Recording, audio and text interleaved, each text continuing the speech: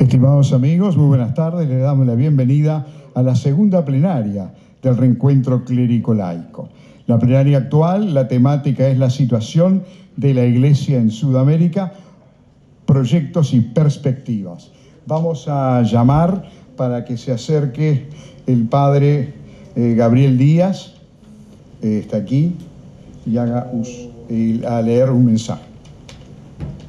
Voy a aprovechar para presentar a quienes están en la mesa redonda. Los participantes son Lambrini Messini de Brasil por la Juventud, protopresbítero Juan Arguí de Argentina, Panayotis Cageralis de Uruguay, protopresbítero Ignatios Cavieres de Chile, Jaris Castro Grapsas de Argentina, y el expositor va a ser nuestro arzobispo metropolitano, el arzobispo Iosif.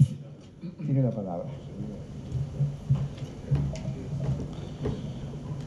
Antes de comenzar este tan añorado y esperado clérico laico, Su Eminencia Reverendísima Monseñor Iosif, nuestro arzobispo metropolitano, dispuso que este sea ayornado o que el primer paso sea un retiro espiritual.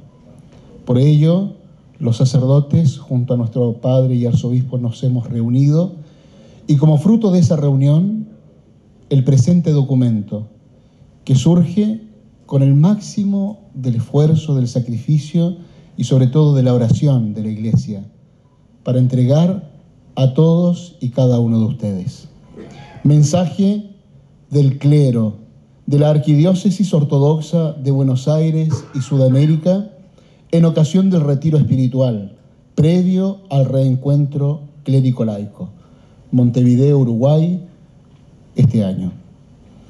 El presente documento surge de la experiencia conjunta de oración y de colaboración de los clérigos que en días anteriores han comenzado a degustar la experiencia de este que es un verdadero hito del cual hemos añorado el reencuentro clérico-laico y pretende ser una mirada desde la convicción de la fe ortodoxa a toda nuestra arquidiócesis.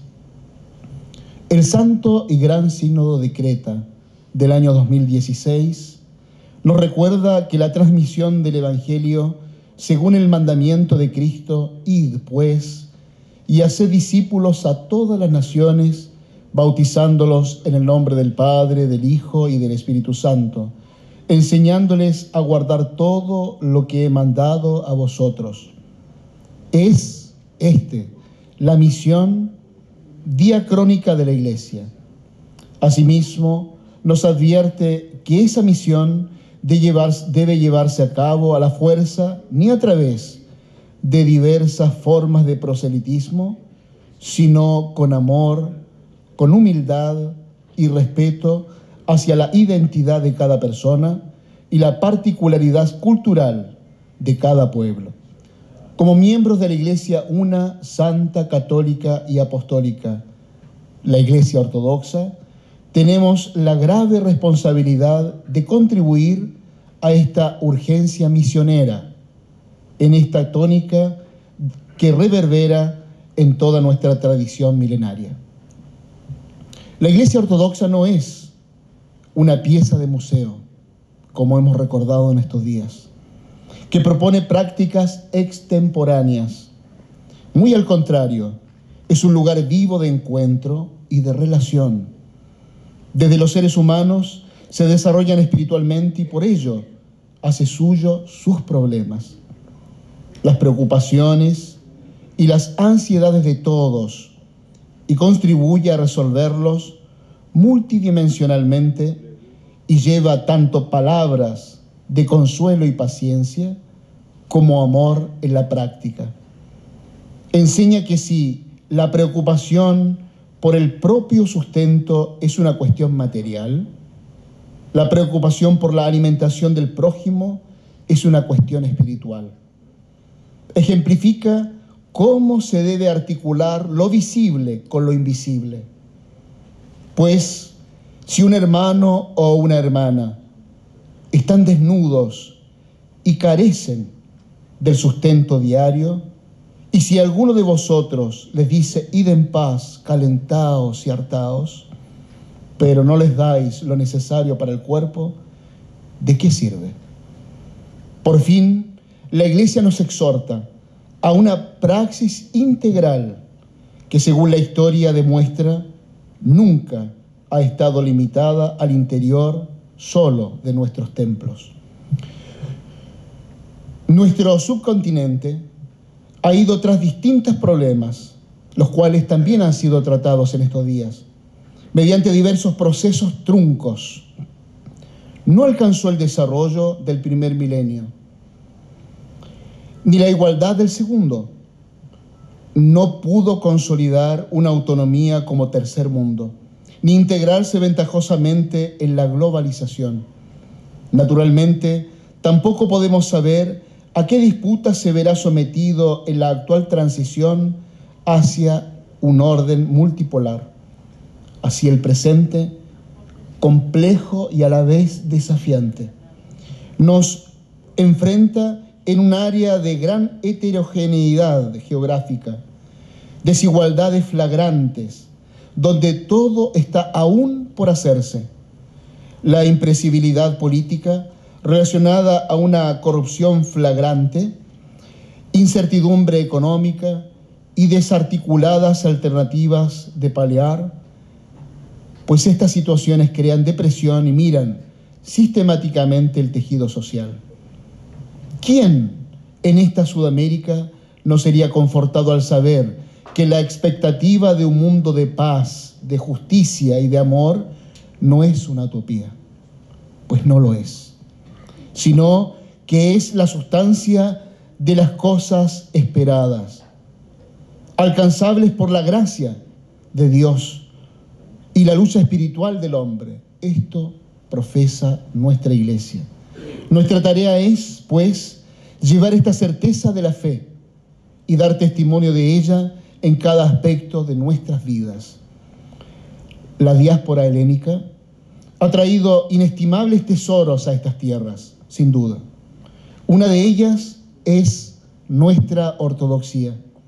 Nuestra misión es hallar las mejores estrategias para que los aspectos que han fortalecido a los fieles ortodoxos helenos ante agresiones externas y han dado identidad a los entonces migrantes ante los peligros del desarraigo, como son los valores nacionales, la lengua, la cultura y las tradiciones étnicas, sean amplificadores de su propia base, que es la fe de nuestros padres.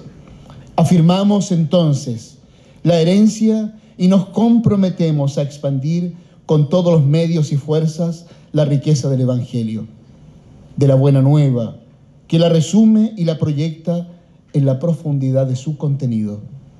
Sean estas consideraciones un símbolo de nuestra fe inquebrantable, de nuestro compromiso irreversible, de nuestro servicio incansable a todos ustedes, cristianos y ortodoxos, que conforman el cuerpo místico del Logos encarnado, que se ha hecho hombre. Sean estas palabras un llamado a converger en el amor de quien se dio por nosotros para que nosotros seamos testimonio de Él. Sean estos pensamientos y sentimientos aquellos mismos de quien nos dio existencia y nos dio vida y nos perfecciona en cada momento. Dios, el Señor, se ha manifestado a nosotros.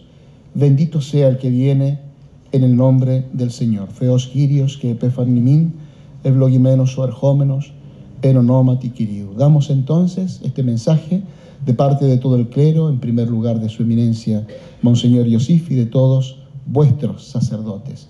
Invitamos entonces al expositor de este día, su eminencia Monseñor Iosif, arzobispo metropolitano de Buenos Aires y Sudamérica. Su eminencia, su bendición. Gracias, Padre Gabriel. Esperemos que se pueda hacer la traducción para que puedan comprender los honorables diputados y demás. Yo había presentado un texto que es un poco extenso, pero por cuestiones de brevedad lo vamos a hacer más corto. Voy a omitir una parte, que es la parte central, no central, pero es la parte que está, la sección del medio, que es todo lo que se ha hecho desde el año 2019, cuando asumimos la responsabilidad de la metrópolis, hasta el día de hoy, y que por supuesto son la clave de lectura de toda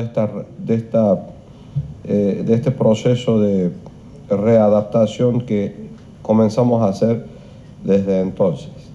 De todas formas, todos los textos, al menos los referentes a la iglesia, van a estar en la página web de nuestra arquidiócesis, en la parte de recursos, así es que vamos a tratar, por supuesto, el mensaje del clero, no tuvimos tiempo de traducirlo al griego, pero va a ser traducido al griego convenientemente y al portugués, y va a estar todo presente en la parte de recursos de nuestra página web.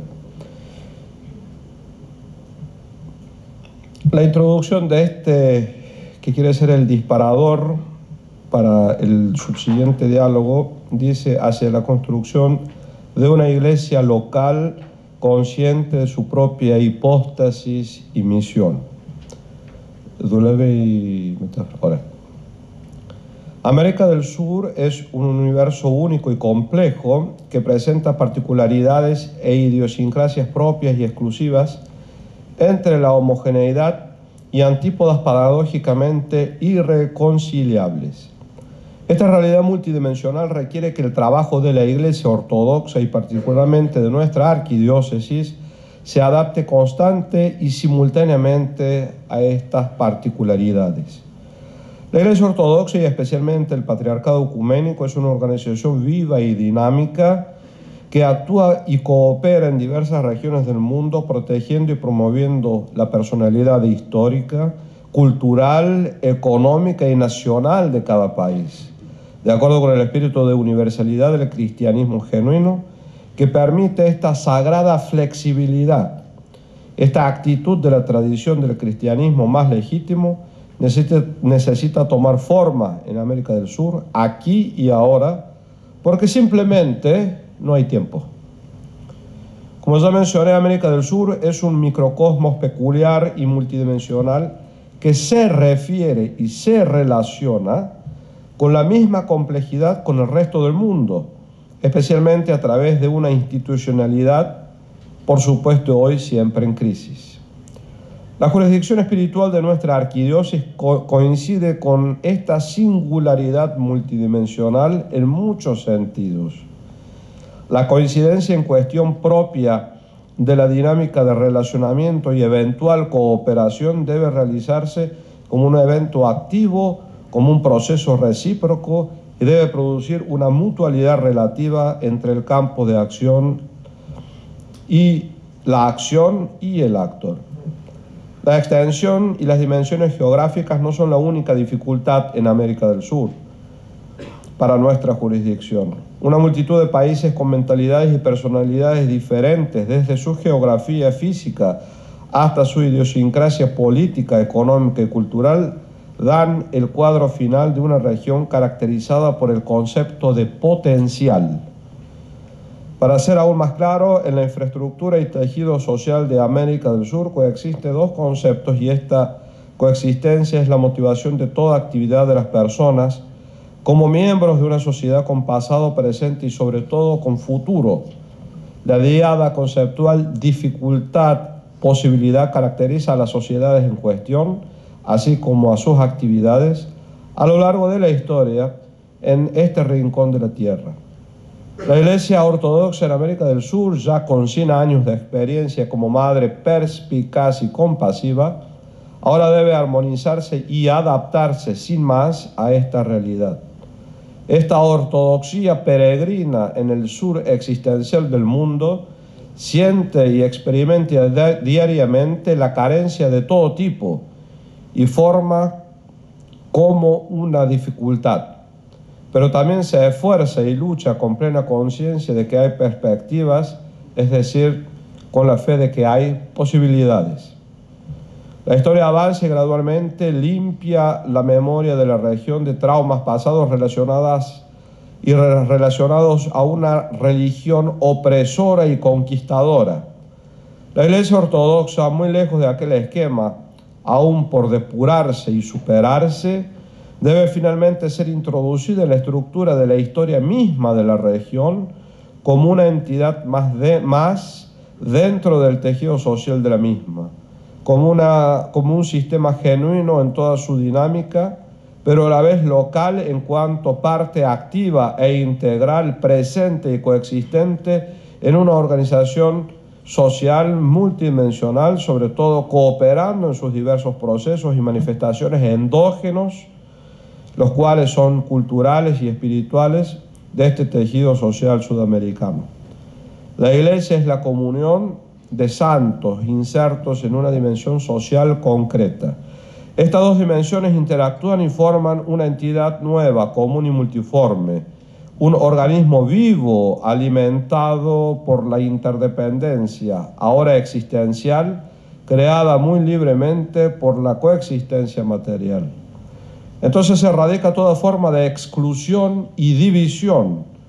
Entonces la Iglesia ya no es más un gueto religioso, sino un espacio libre y abierto, donde se refleja toda la personalidad social del espacio, que ahora convive e interactúa con la conciencia propia de la Iglesia en su conjunto. Esta conciencia, el fronema eclesiástico, sin embargo, nos exhorta hoy a construir la autoconciencia de la Iglesia Ortodoxa de América del Sur a partir de la normal, irreversible y siempre necesaria relación espiritual y dependencia administrativa con la Madre Iglesia de Constantinopla. Fuera de esta relación y conexión indisoluble, el proceso en cuestión se convertiría en un intento y esfuerzo peligroso y absolutamente evitable y hasta reprochable.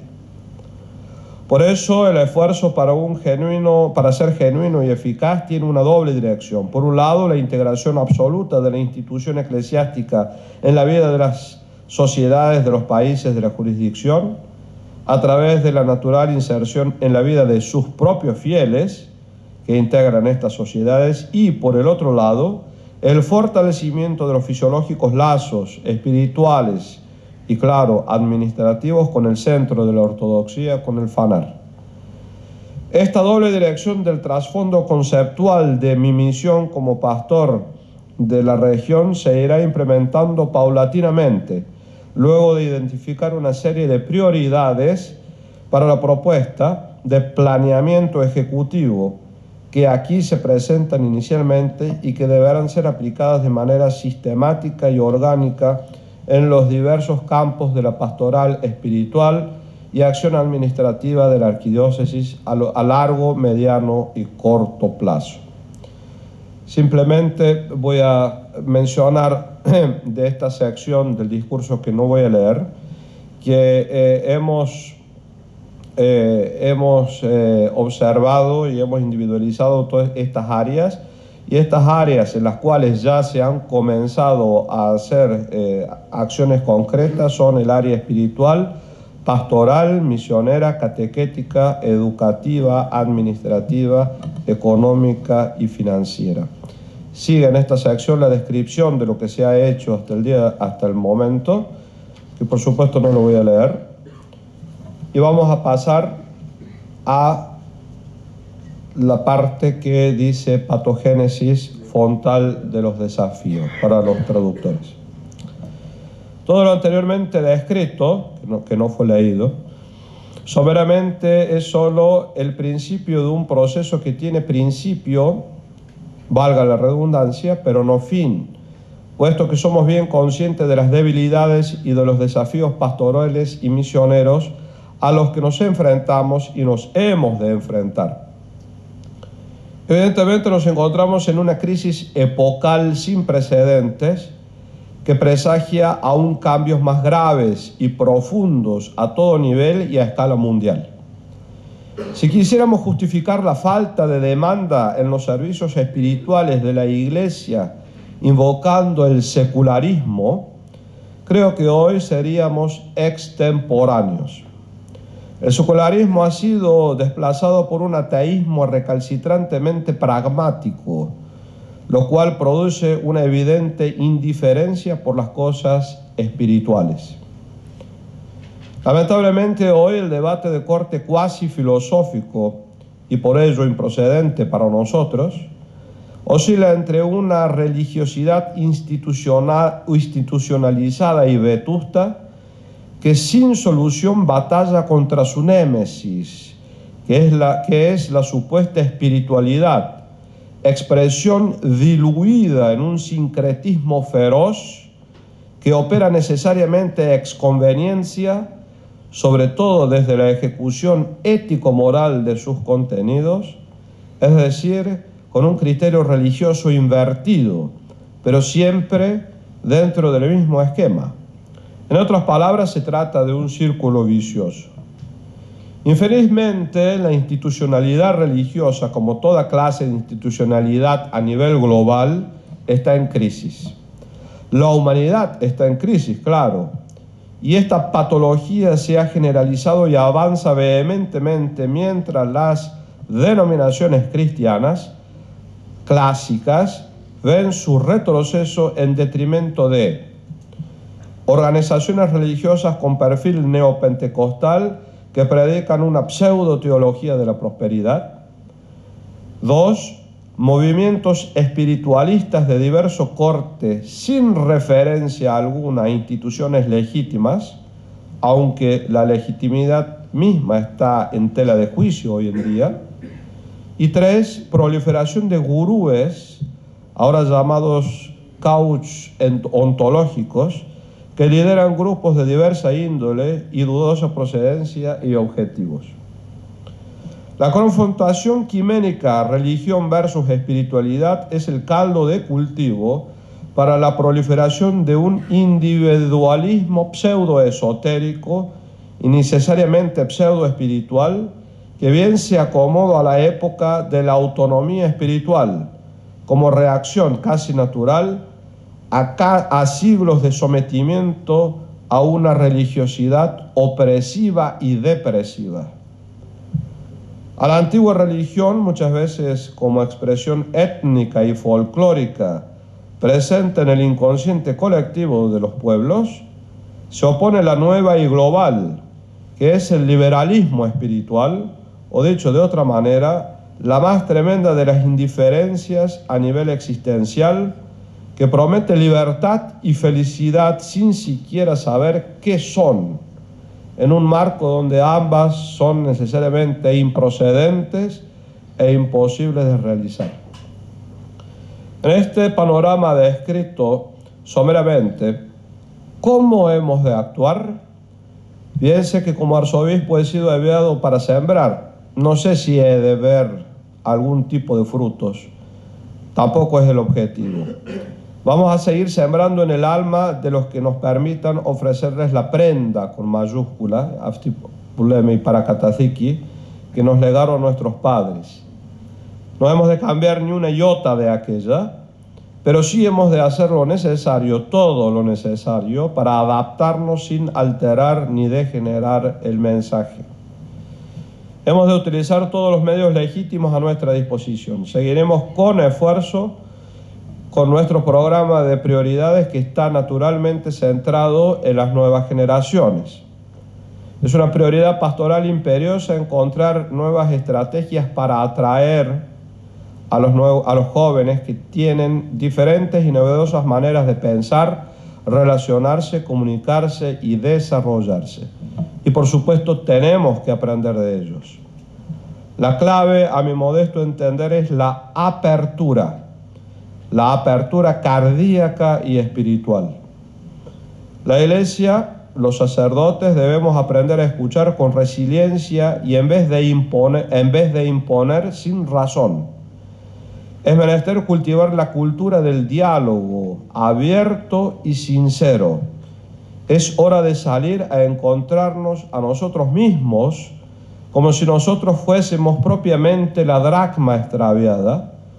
Quizás en esta tónica invertida, por las actuales circunstancias, podamos hacer el debido mea culpa, arrepentirnos y también nosotros transformarnos.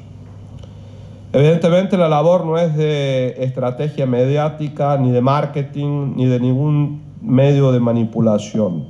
Esa época, al menos para nosotros, ya pasó. Los velos han caído, ahora todo se está revelando poco a poco. No hay dónde esconderse para nadie. Consecuentemente, la clave de lectura de todo el asunto desde nuestra posición es necesariamente espiritual. Sigue lo demás en una dinámica necesariamente jerárquica y por ello dinámica y paradójicamente dúctil. Eso es indiscutible, porque hay curas que curan y otros que solamente dan misa. Y ahora, para no seguir más, con la conclusión terminamos. La prioridad es la creación y consecución de una estrategia pastoral, misionera y formativa, como dije, en clave de apertura. Que sea inclusiva y haga llegar la Iglesia a los corazones y los hogares de todos y todas, sin ninguna excepción de ningún tipo. Y en esto debo aclarar que no queremos conseguir adeptos, Muy al contrario, queremos crear cristianos libres y responsables de su vida y de su fe. Nuestra jurisdicción, y su jerarca particularmente, está en un continuo proceso de autoexamen, ya que bien se sabe que particularmente en esta época no existe una receta a seguir en cuanto a lo pastoral y lo misionero. Por ello elaboramos estrategias con todos los sacerdotes, las probamos y de acuerdo con los resultados las vamos continuamente alterando hasta que encontramos la mejor fórmula.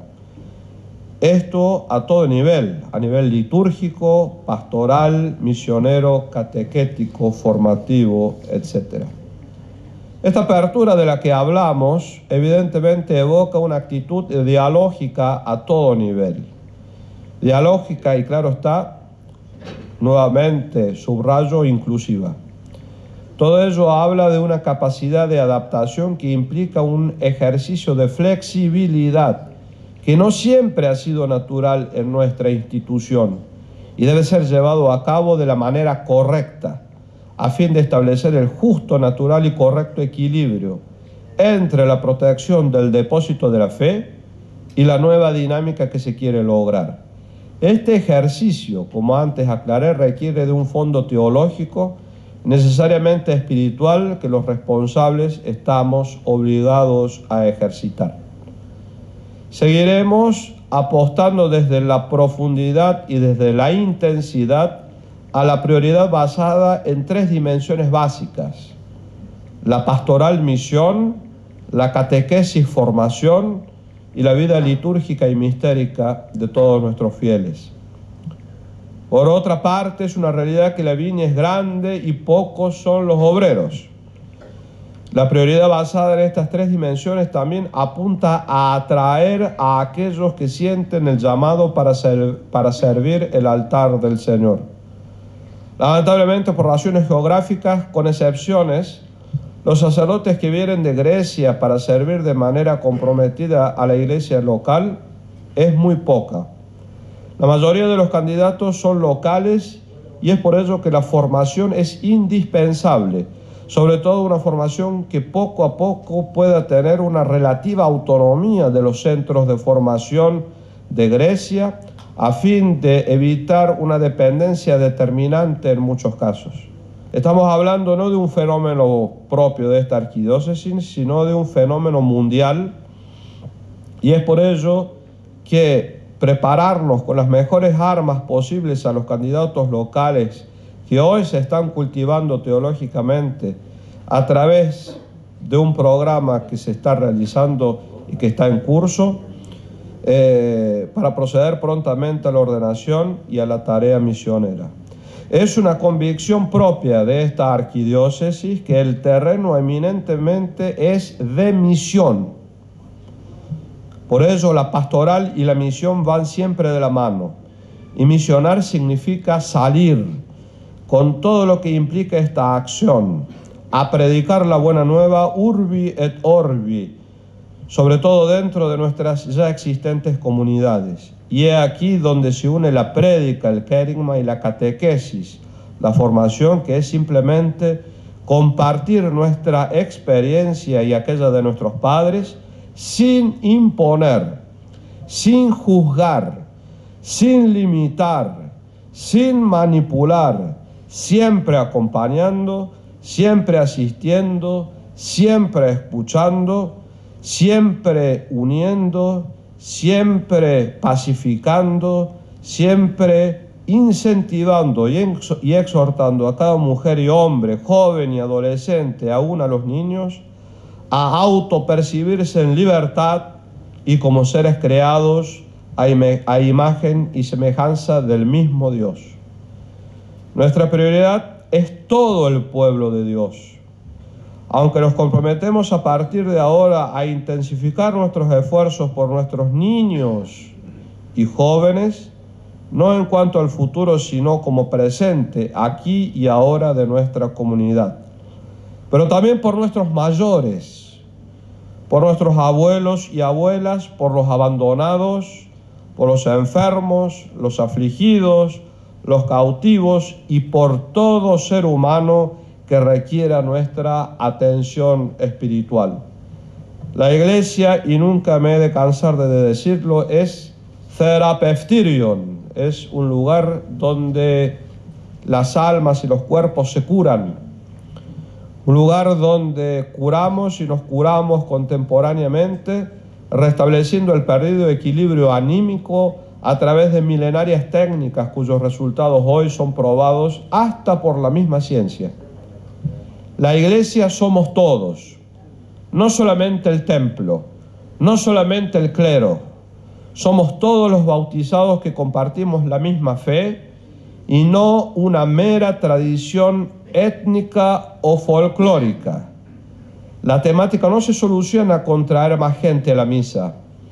Eso sería simplificar el asunto. Se trata de que la institución misma, puertas adentro, siga realizando este proceso de autoexamen permanente y que pueda salir a proponer en otra sintonía el tesoro que permanece oculto, donde entre medio de nosotros. No me interesa tener más individuos en la misa, me interesa tener más relación con personas, es decir, con congéneres espirituales con los cuales comparto una misma conciencia, una misma fe, un mismo destino, destino con mayúscula. Me interesa construir iglesia en cuanto cohesión social y necesariamente espiritual, siempre consciente que la institucionalidad es solo medio y nunca fin. Esta es la visión nuestra, quizás romántica y para muchos utópica, pero es mi convicción inamovible. Estamos aquí juntamente con mis sacerdotes para darles a todos nada más ni nada menos que al mismo Cristo, entero, pleno, resucitado y glorioso. Estamos aquí para recordarles a cada momento que cada uno es su imagen si así lo decide, que entonces los límites se desvanecen y las debilidades y las enfermedades y el fracaso mismo del hombre. Y por supuesto hasta la misma muerte, porque entonces somos justificados, porque entonces nos convertimos por gracia en todo aquello que aquel es por naturaleza. Solo por eso estoy y estamos y siempre estaremos. Solo por eso, porque vale la pena. Solo por eso no hacemos nada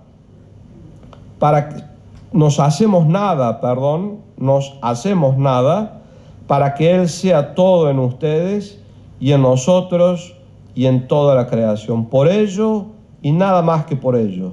Y por eso clamamos a viva voz en cada liturgia, como la hermosa liturgia de hoy, lo tuyo de lo que es tuyo, te lo ofrendamos por todos, por todo y según todo. Muchas gracias.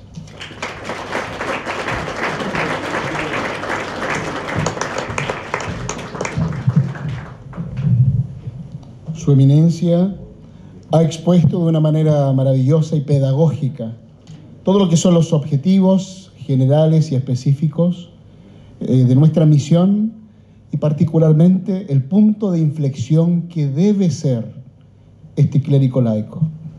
No solo han pasado 20 años, sino también muchas necesidades, pero no vamos a hablar de lo que falta, sino vamos a hablar en donde estamos parados, es decir, nuestra base, para poder de aquí en más crecer, como en el concepto que Monseñor nos entregó ayer en su primera charla, hablar de comunidad, todos juntos, nunca más estar separados, colectividad, iglesia, juventud, colectividad, porque somos una sola comunidad. Vamos a presentar entonces a todos los participantes de este segundo plenario. La señorita Lambrini Messini de Brasil, de la juventud en Brasil, el protopresbítero Juan Arguiris, Panayotis Hatkilalis de Uruguay, anfitrión, el protopresbítero Ignatios Cavieres y Haris Castro Grapsas de la Juventud de Argentina. En ese orden, entonces, vamos a dar en primer lugar la palabra a Lambrini Messini.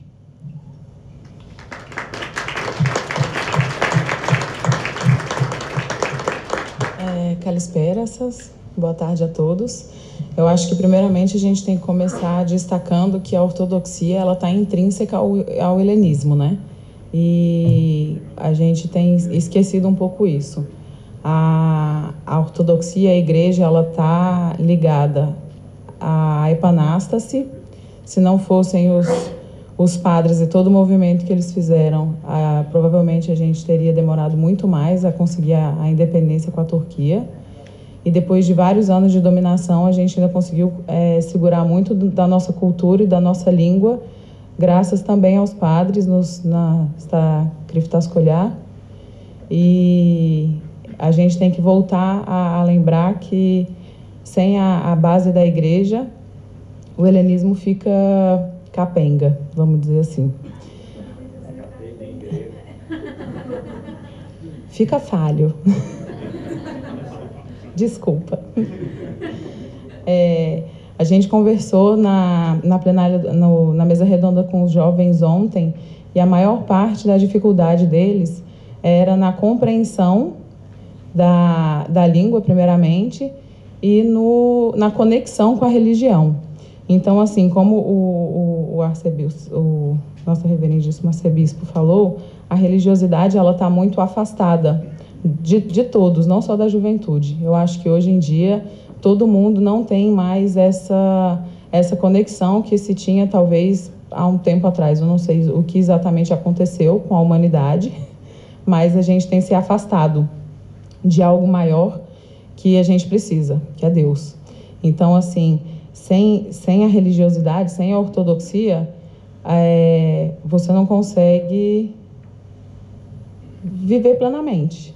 O que a gente precisa, e muitos falaram que não tinham a questão do costume. Então, assim, eu acho que cobrar, não é uma cobrança, mas cobrar da juventude, frequentar missas ou entender da ortodoxia é um pouco injusto, uma vez que quando você vai na igreja hoje, não é só a juventude que está faltando. É uma geração que vem ali dos 45, 50 anos. Então, os pais dessa juventude já não vão mais para a igreja. Então, como que esses jovens vão ter o exemplo dentro de casa para eles frequentarem a igreja? Então, assim, é óbvio que cada geração tem que fazer a sua parte, que o movimento que eu percebi que está sendo feito pela igreja, de catequizar, de informar, porque a ortodoxia ela é a base de todas a religião cristã, né?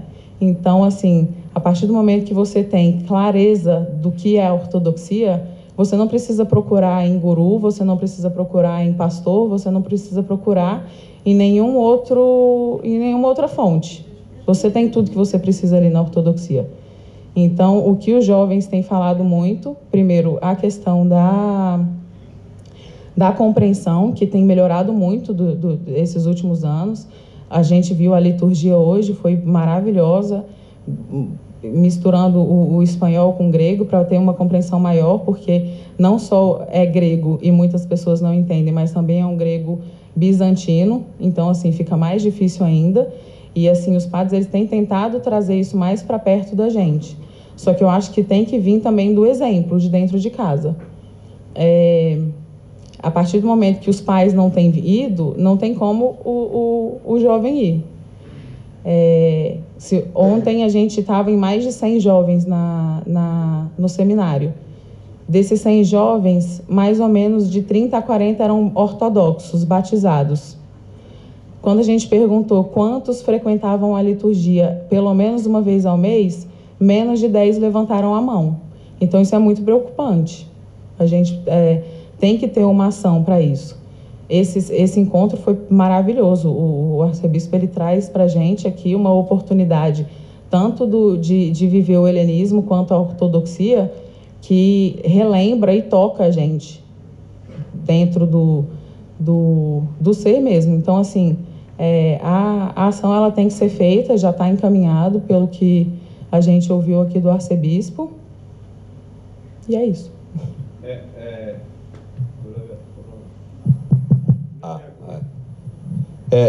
Νομίζω με όσα είπε η Λαμπρή μπορούμε να κλείσουμε, διότι τα είπε τόσο ωραία. Μπράβο. Bravo, Lambrini. Eleonor.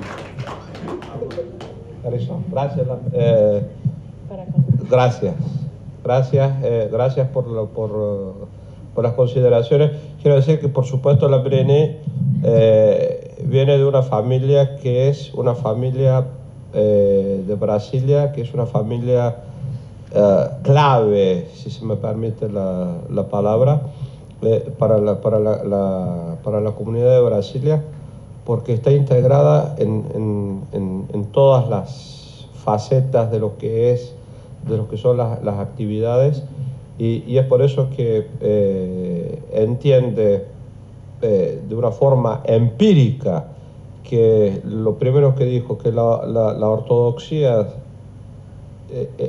y el helenismo tienen esto que venimos diciendo hasta el cansancio, de que la ortodoxia y el helenismo tienen un vínculo indisoluble, y que, como dijo ella en ese término tan especial en portugués, el helenismo sin la ortodoxia, sin el cristianismo legítimo, tendría una falta esencial. Así es que, pero por supuesto, claro, la familia y la generación de ella y demás tuvo el ejemplo de los padres, ¿sí? De los padres que fueron miembros activos, no solamente de la comunidad, de la colectividad, sino también de la iglesia.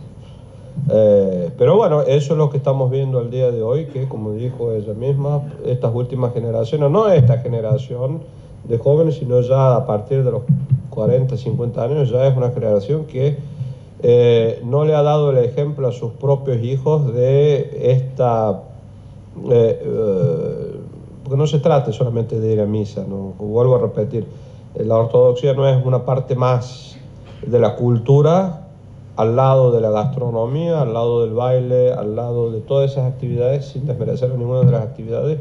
Pero si nosotros, vuelvo a repetir, entramos en esa tónica, estamos por muy mal camino. Así es que nada, quería que sepan ustedes que Lambrini es parte de una cadena que viene desde su familia, y que por eso puede comprender las cosas desde otro punto de vista mucho más amplio y mucho más, podríamos decir, apropiado y de acuerdo a nuestra tradición, y por eso quería yo no, por supuesto que no sabía lo que iba a decir, pero quería que esté en este panel porque conozco el background de dónde viene y quería tener esa visión. Gracias. Los porteños lo conocen, creo. Sí. Olula Volvo. Muchas gracias, Eminencia. De nada. Por la introducción, que por supuesto no merezco. Yo estoy seguro de que soy el más indigno entre los sacerdotes. Y esto no lo digo para parecer humilde, sino que mi preocupación es justamente buscar otras Lambrini. No, Lambrini hay una sola. Pero yo quiero buscar otra. Creo que mi misión estaría completo de alguna manera si logramos que otras Lambrini aparezcan entre nosotros. ¿Por qué? Porque eso es lo que nos hace falta hoy. Como bien se dijo aquí, no es necesario que la Iglesia en la Divina Liturgia rebalse de gente, sino que la gente se acerque a preguntar, o con la inquietud que nos tiene que presentar para decirnos: Padre, ¿qué debo hacer para mi salvación? ¿Cuál es el camino que tengo que tomar para mi salvación? Y fíjense ustedes, tamaña responsabilidad que tenemos entre las manos. Pero de eso se trata, de que no rehusamos al desafío. Y sobre todo con la tutela de nuestro arzobispo, estamos dispuestos a luchar con nuestras propias debilidades, por supuesto, para lograr ese objetivo. Por eso, mi humilde intervención, y digo humilde porque realmente no estoy a la altura de un panel como el que me acompaña, es hacer un llamamiento a todos los presentes y a aquellos a quienes están hoy presentes que lo puedan transmitir, retransmitir. Y no es un reclamo, es un llamamiento. Toquen la puerta. Hagan que su necesidad sea visible ante cada uno de nosotros. Somos pocos los sacerdotes, somos pocos. Pero siempre vamos a tener un lugar para la escucha. Si no, no seremos sacerdotes, seríamos otra cosa. Así que mi mayor preocupación hoy es transmitirle a la comunidad eso. ¿Por qué? Porque yo no soy teólogo, no soy un iluminado, soy un simple servidor de Cristo. Y necesito quizás ese empujón. Necesito que ustedes me presionen en el buen sentido de la palabra. Necesito que golpeen mi puerta. Necesito escucharlos. Necesito entender las necesidades que tienen. Necesito acompañarlos. Y si me permiten, de esa manera también yo voy a crecer como cristiano, como sacerdote y como ser humano. Es simplemente esa mi intervención hoy aquí, hacer un llamamiento abierto, libre, total, para que golpeen nuestras puertas. Y si, como yo, alguien no está a la altura de los acontecimientos, tenemos un equipo maravilloso en la arquidiócesis donde podemos atender todas las inquietudes, y no digo dar todas las respuestas, pero por lo menos mostrar el camino. Muchas gracias. Buenas tardes para todos. Muchas gracias por invitarme a participar de esta mesa. Subrayo totalmente las palabras que dijo Lambrini. Ayer tuve la la suerte y el honor de participar de la plenaria de los jóvenes y la verdad que lo que hablamos, lo que charlamos, poco nos dejó preocupados por la situación de hoy en día de la juventud en lo que es la ortodoxia. No puedo hablar sobre la colectividad, sobre lo que es la iglesia de Montevideo, porque una palabra que dijo, una frase Monseñor, que parte de la culpa lo tenemos los padres entre 40 y 45 años, y ahí entro yo, en los cuales no le he inculcado a mis hijas lo que a mí me habían inculcado mis padres y mis abuelos. ¿Y el por qué? No lo sé. No le puedo echar la culpa y poner una excusa que pudo haber sido la iglesia, el cura párroco que teníamos en su momento, y creo que es una linda oportunidad para entre todos poder abrirlo, debatirlo y pensar el por qué fuimos culpables de que esa generación a nuestros hijos no le inculcamos lo que nos habían inculcado nuestros padres. Muchas gracias.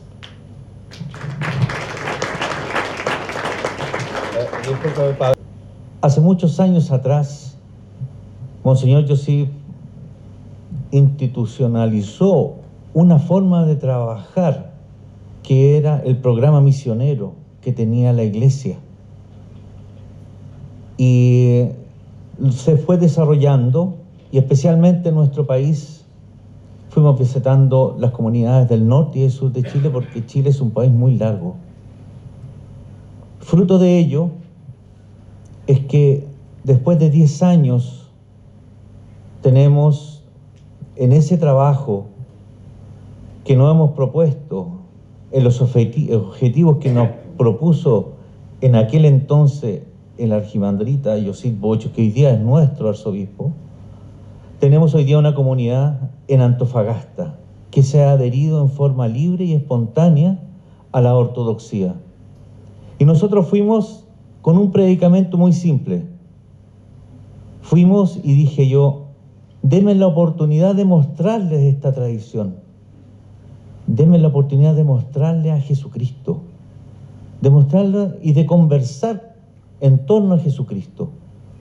Porque bien decía los padres acá y Monseñor, la ortodoxia no es tan solo la divina liturgia o sus oficios religiosos, sino que es mucho más que eso. Prueba de ello que no hace mucho tiempo atrás, hace un mes y medio, realizamos nuestra primera divina liturgia en nuestra capilla ortodoxa, que tiene todos los elementos necesarios para seguir trabajando. Y me encuentro con un desafío enorme como sacerdote, porque ya hemos bautizado los primeros ortodoxos, que son los descendientes de griego en la comunidad de Antofagasta. Como también vienen otros, hoy día me da la gran noticia que una familia de apellido Carapas se van a bautizar los 4 hijos, como también otros que se van a casar.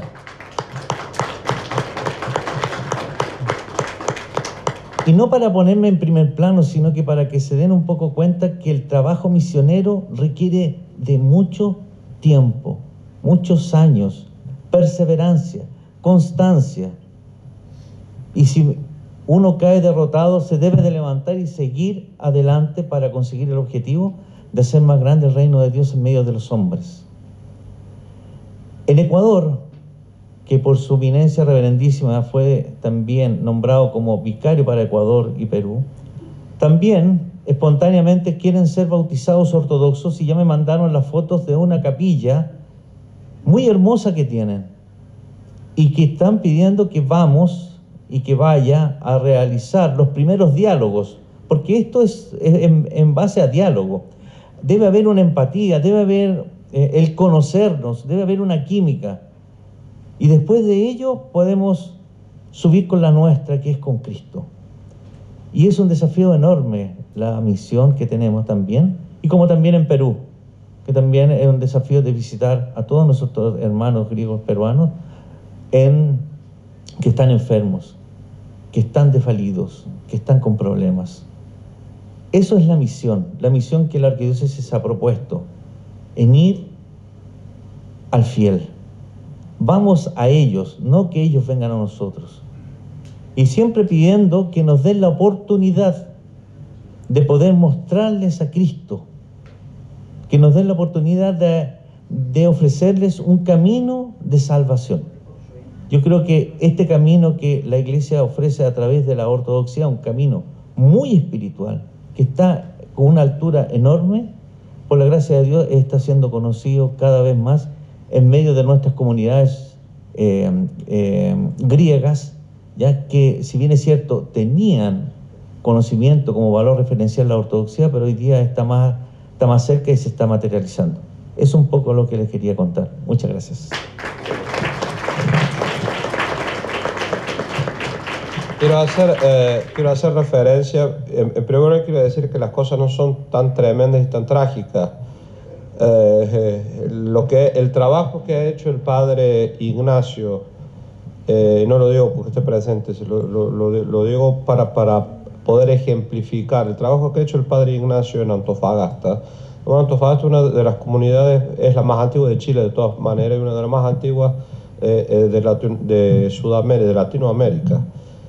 Yo, como anécdota, cuando fui a revisar el archivo de la Arquidiócesis de Norte y Sudamérica en Nueva York, encontré cartas del entonces arzobispo de América, Monseñor Atenágoras, luego patriarca ecuménico, cartas de él con la comunidad, con la colectividad, con la comunidad griega de Antofagasta del año 1930 y pico, en el cual el patriarca, había esta correspondencia y el patriarca los exhortaba para hacer la iglesia, etcétera, etcétera, para ver la fórmula. Fíjense, en el año 1930, el patriarca en aquella época, entonces el arzobispo, ¿qué mente tenía para ver cómo se podía hacer las fórmulas prácticas para que la colectividad y la parroquia se sostuvieran financieramente? Son unos documentos espectaculares. Lamentablemente esa iglesia se hizo, pero después en los años 40 se quemó, y a partir de ahí la colectividad griega de Antofagasta, estoy diciendo muy sintéticamente, quedó, digamos, como espiritualmente huérfana. Después no hubo más sacerdotes. Nosotros vinimos en los años 2000 y pico, y es cierto, yo lo mandé en aquella época dentro del plan ese, así como también lo mandé al padre Gabriel a otros parajes que no habían tenido nunca contacto, que sí eran griegos, pero no habían tenido contacto con la ortodoxia. Y el padre Ignacio, yo difería con el padre Ignacio. Yo difería en la fórmula en la que él estaba utilizando. Yo decía, esa fórmula no sirve. Yo hubiera utilizado una fórmula más agresiva, en el sentido más proactiva, pero me desmintió. Porque cuando fui este año a Antofagasta, vi el trabajo que hizo él durante todos esos años y la metodología que él utilizó, que fue de no imponer nada. Y seguramente el padre fue varias visitas sin hacer nada, es decir, sin poder hacer una misa, porque no tenía lugar, porque no había ortodoxos, y durante 10 años empezó y ha logrado hasta el día de hoy esos resultados, y como dijo, de tener la capilla dentro de la colectividad después de 60, 70 años, pero lo hizo con esa metodología del diálogo, de no imponer, de constantemente estar invitando,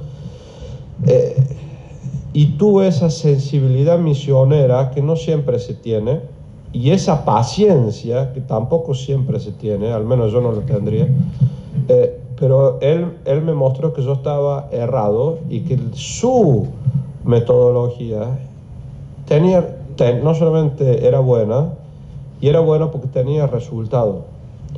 Y hoy la colectividad y la comunidad de la Santa Cruz, porque así se llamaba esa iglesia que se quemó, de la Santa Cruz, podemos decir que es actualmente otra parroquia de nuestra arquidiócesis, porque se está rehabilitando, porque están habiendo bautismos, casamientos. Ahora él tiene un material para poder ir y dar misa, para poder seguir dando catequesis, para seguir teniendo, por supuesto, la misma táctica, la misma, si se me permite la palabra, la misma técnica, que por supuesto, como vuelvo a repetir, surtió efecto, y hoy añadimos una comunidad más a nuestra arquidiócesis. Simplemente quería hacer eso.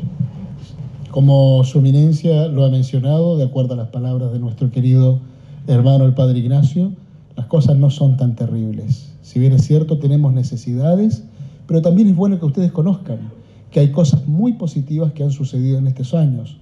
Por ejemplo, hoy entre nosotros hay gente de Bolivia, de una nueva comunidad que están haciendo y que tendrá la visita en los próximos meses de su sacerdote.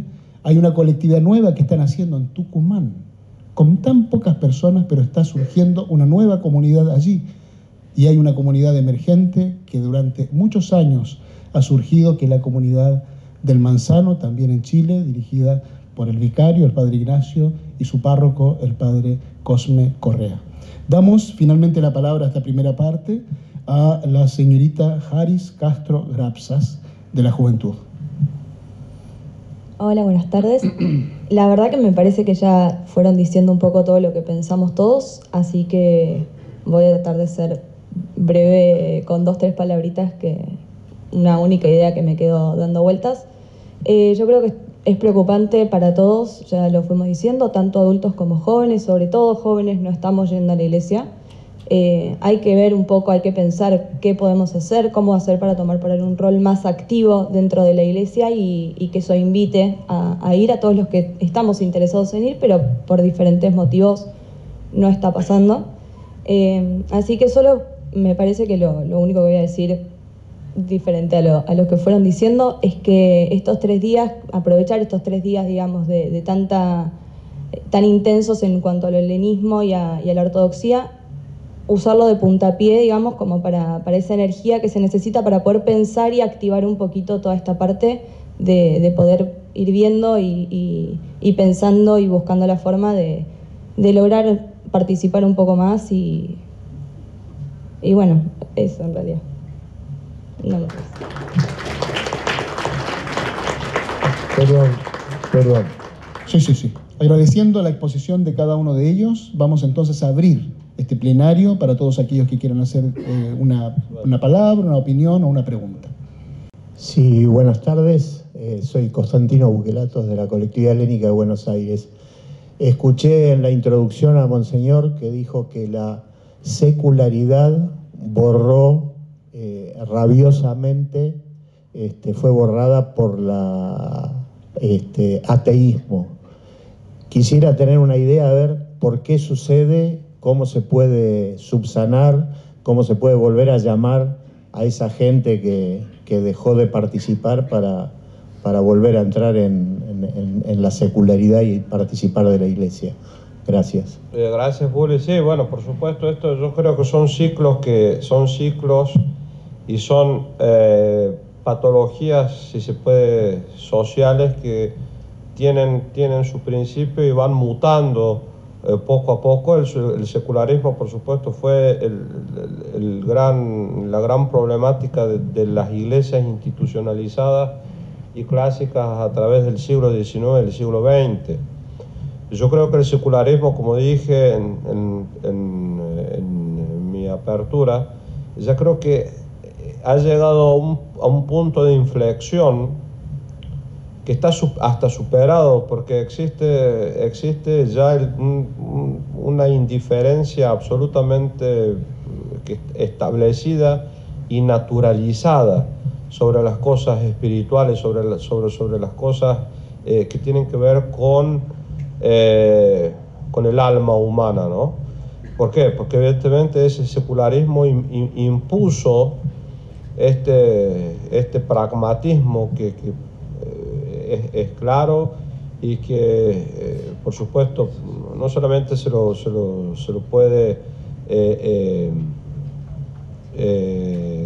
comprender e identificar desde el punto de vista sociológico, filosófico y demás, o religioso, sino que por supuesto lo vemos en la misma práctica. Las iglesias han tratado, la religión ha tratado de paliar esta patología. Pero ¿qué puede pasar con una institución? Esto es por supuesto desde un punto de vista autocrítico, ¿no? ¿Cómo puede una institución combatir el secularismo si está secularizada? Y cómo una versión del cristianismo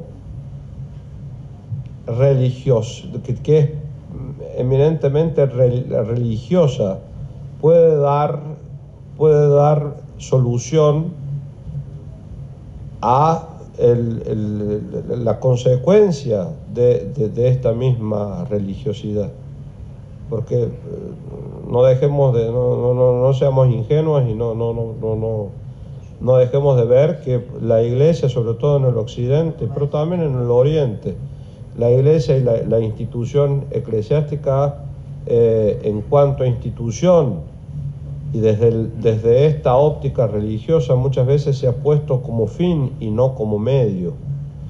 Entonces, el secularismo también ha sido parte de un proceso podríamos decir, de contrapeso contra una institución religiosa recalcitrante y evidentemente que ha causado en la sociedad una reacción del género, que hoy por supuesto está en niveles ¿cómo podemos decir? En los cuales la indiferencia, el pragmatismo y todos los ismos que uno pueda nombrar están más allá, digamos, del control de este esquema. Ahora, la ortodoxia va por otro esquema. Por eso yo puse en la conferencia este tema principal, en la conferencia que hicimos sobre ortodoxia, esta temática, ortodoxia versus religión. Entonces, desde el punto de vista de la religiosidad, creo que la batalla está perdida. No hay fórmula. Es decir, mi pregunta va orientada a lo siguiente: ¿por qué se pasó del secularismo violentamente al ateísmo? Tranquilamente, en todos los órdenes de la vida siempre hay un cambio paulatino. Se va pasando de un estado a otro, verificamos esto funciona, no funciona, bueno, probemos con esto. Acá estamos diciendo que se pasó de un estado de secularismo al ateísmo total, llano, liso y llano. Eso es lo que no entiendo, cómo la Iglesia, o tanto los católicos como la ortodoxia, no lo fue viendo paulatinamente, adaptándose tiempo al tiempo a medida que iba cambiando. Sí, entiendo la pregunta, por supuesto. Siempre, como yo dije también, la estrategia es que la institución siempre esté en un estado de alerta y movilización, sin hacer referencia a ninguna cuestión política por la frase, y de autoexamen. La Iglesia como institución, ustedes saben que es un organismo que está conformado por hombres, y los hombres tenemos falencias, y los organismos y la institucionalidad tiene falencias. De hecho, que cualquier tipo de institucionalidad del día de hoy está en crisis. Y todos nosotros somos parte de ese proceso. Por eso dije, ¿cómo una institución que está dentro de ese esquema puede dar cura a su propia enfermedad o a la enfermedad a la cual se plegó? Pero siempre dentro de ese esquema. Vuelvo a repetir, la ortodoxia está fuera de ese esquema, porque la ortodoxia no es una religión. Consecuentemente, la ortodoxia, el cristianismo más legítimo, no ve la institucionalidad como un fin, sino como un medio, ¿sí? eso no es comprensible para todos. Es más, ni siquiera es comprensible para todos los clérigos. Entonces, lo que estamos viviendo de hoy creo que estamos en una curva muy cerrada que está haciendo la humanidad en cuanto a un proceso epocal. Por eso se observan todos estos extremismos, ¿no? El ateísmo, el hedonismo, el consumismo, el pragmatismo, la guerra misma, que creo que es la realización más grave del crimen organizado, que lo estamos viendo al día de hoy sin ningún tipo de prurito y con la más tremenda naturalización que habla de una insensibilidad espiritual a gran escala. Es gravísimo lo que está sucediendo, lo que nos está sucediendo a todos. Es decir, si usted, cada uno ve lo que pasa en su vida y pone la televisión o las redes sociales y demás, puede ver varios escenarios a la misma vez sin tener la más mínima de la reacción. O sea, puede ver en un canal cómo lo que está sucediendo en Ucrania y Rusia, que está sucediendo verdaderamente es un desastre. Por otro lado, se están viendo las consecuencias que Europa va a tener por la causa energética. Por otro lado, pones otro canal y tenés una cuestión que exacerba todo lo que es la cuestión sensorial del hombre. Por otro lado, o sea, todo está sucediendo a la misma vez y está todo naturalizado. Eso habla de una insensibilidad gravísima del alma humana. Estoy hablando desde la globalidad de la humanidad misma. Entonces, es un síntoma grave. Y sí, creo que estamos dando esta vuelta muy cerrada. Yo creo verdaderamente que tenemos que estar preparados con los muchos o pocos anticuerpos espirituales que tenemos para cambios a nivel global muy profundos, ¿sí? Que vamos a ver dónde para. Por supuesto, la pregunta que haces podemos estar horas hablando porque es muy profunda y tiene muchas implicancias, pero bueno, querría dar, si alguien más quiere, porque se nos está haciendo la hora. Sí, adelante el micrófono.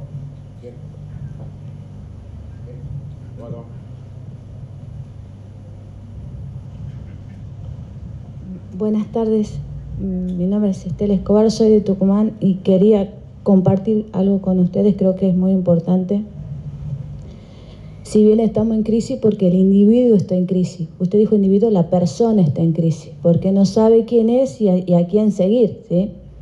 Entonces, cuando hay una ausencia de un líder para seguir, es muy difícil que la persona tome modelos y lamentablemente el mundo se impone con los youtubers, con la tecnología.